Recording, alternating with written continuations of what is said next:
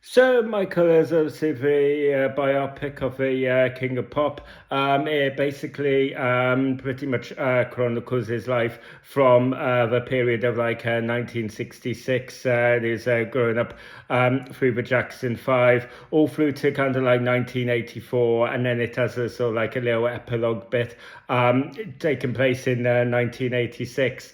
So this is a movie that's kind of like divided opinion. When it got released, it seemed that critics were really kind of like having a field day at this movie. It seems to have fared a bit more favourably with audiences, and honestly, I think that that's kind of like to be expected, right? Ever since this movie was announced, I just kind of went, huh, that could be problematic. But I was kind of like intrigued to see how they were going to do it, how they were going to pitch it. And honestly, I think that they kind of like did the best that they could under the circumstances. So I'm kind of like, I feel like obviously like critics have been kind of seems I haven't sort of looked too deeply into it, but just kind of like from kind of like a hearsay that I've heard, it seems to be like the general consensus here is basically that it kind of like glosses over a lot of controversy surrounding Michael Jackson, a lot of kind of like scandals, and I mean I can and that is like certainly true. I think that it does. Where I will kind of like counter those points so is and where I will kind of like throw this film a bone is that obviously it takes place obviously between 1966 and like 1984. Do you know what I mean? Where he was kind of like rising up through the Jackson 5 and then tried to pursue his solo career and just kind of like rose to like the just epic levels of stardom to become like the king of pop. And it really is really did rise to a level that was just kind of like unmatched, right? I mean, we have kind of like big pop stars now, like your Taylor Swift, your Ed Sheeran, but none of them were Michael friggin' Jackson, right? It's got to a point where basically when Michael Jackson was like releasing his videos, obviously there's no better example than this, than obviously the video where basically it was kind of like it seemed to be like even if that wasn't your type of music, even if you weren't necessarily a Michael Jackson fan per se, it seemed to be like something that you just kind of like had to soak in, right? It seemed to be like an event. It wasn't just a release of the latest music video by a particular artist. It was a kind of like event where you felt like you had to kind of like have a round with a family and kind of like really see what this music video was going to be. And I think that this movie really captures it. In terms of the time frame and everything, I think that it does a really good job, right? I will, that is where I will kind of like be fairer on this film, because I think that in terms of the practicalities of filmmaking, in terms of the technicalities of it, in terms of the practicalities of storytelling, you kind of have to just kind of like take that little one period in life and kind of like focus on that, right?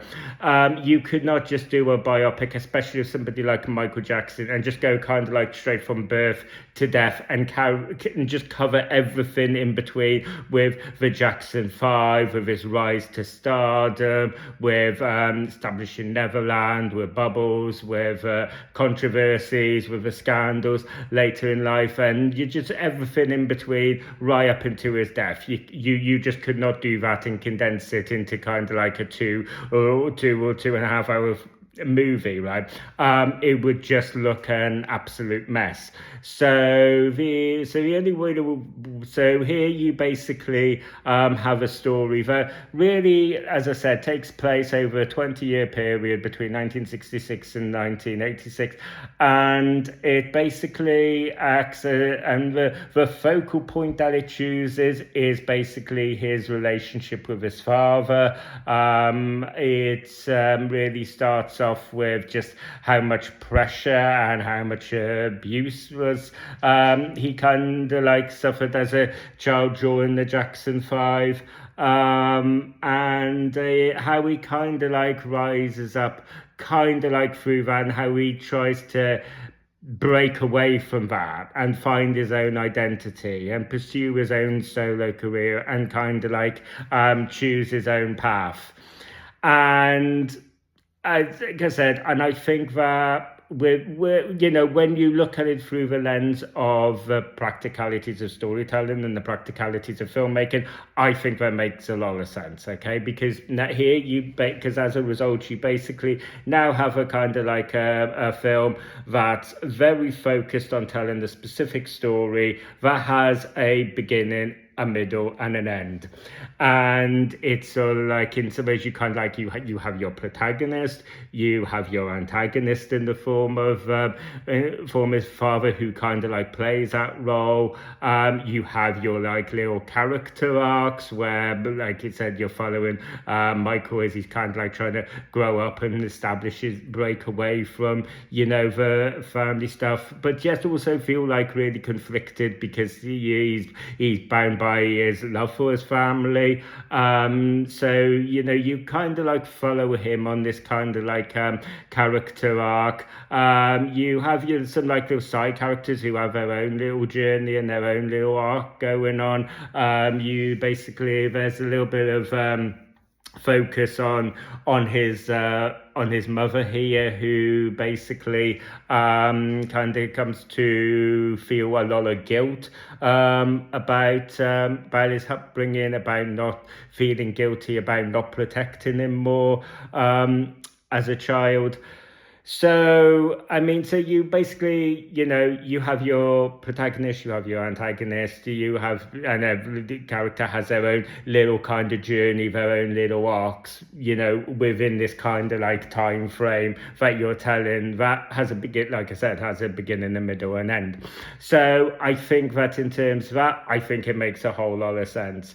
I do, where I will kind of like throw the critics maybe a bit more of a bone is that, I understand that as a result, by kind of like pitching it like by telling that story, you're essentially turning this movie into a kind of like an underdog story, into a kind of like a triumph of the human spirit story.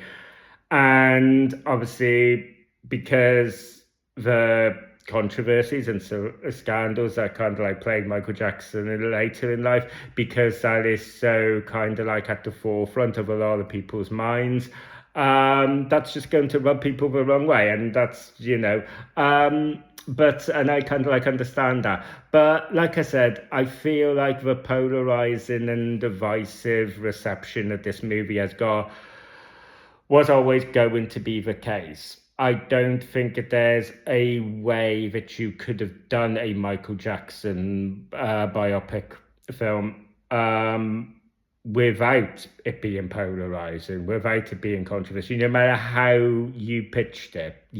I mean, like I said, this movie had been criticized for like kind of like glossing over a lot, and kind of like playing it safe. It kind of like ends up falling into that kind of like irony where it's kind of like, in trying to avoid controversy, it eventually becomes controversial itself.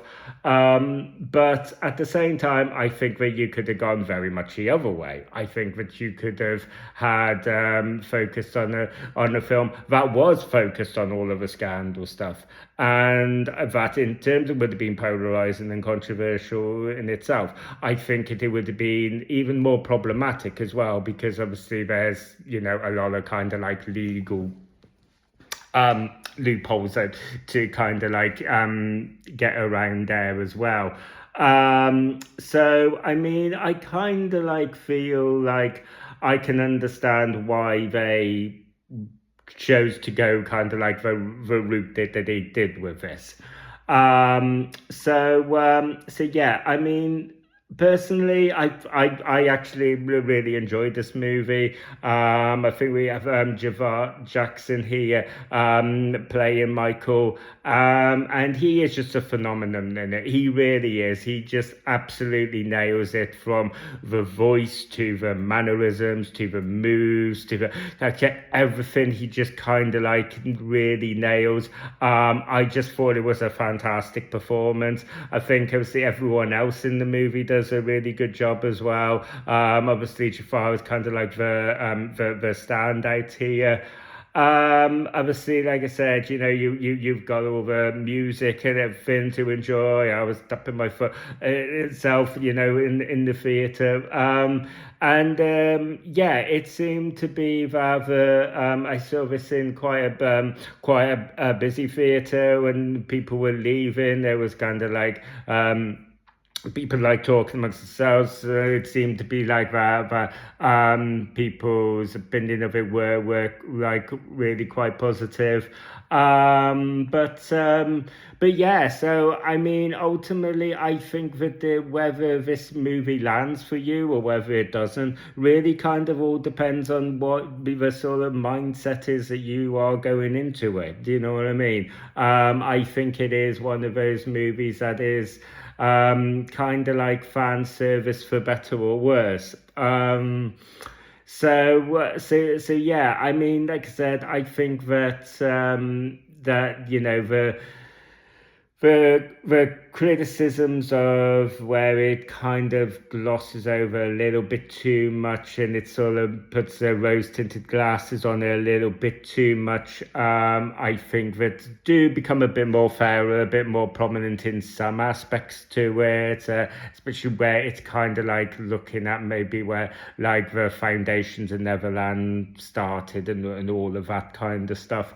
But ultimately, guys, for me, I personally really enjoyed this movie. So yeah, like I said, with how like polarizing this movie has been, I'm be intrigued to know what your thoughts are on it. So feel free to let me know down in the comment section about what your own thoughts on Michael were, and if you haven't seen it yet, are you planning on? Do you have have you not seen it because you got certain reservations? All of that kind of stuff. Let me know down in the comment section. And yeah, as always, thank you for taking the time to watch this video. Please don't forget to like and subscribe, and as always, I will see you guys in the next video. You guys take care.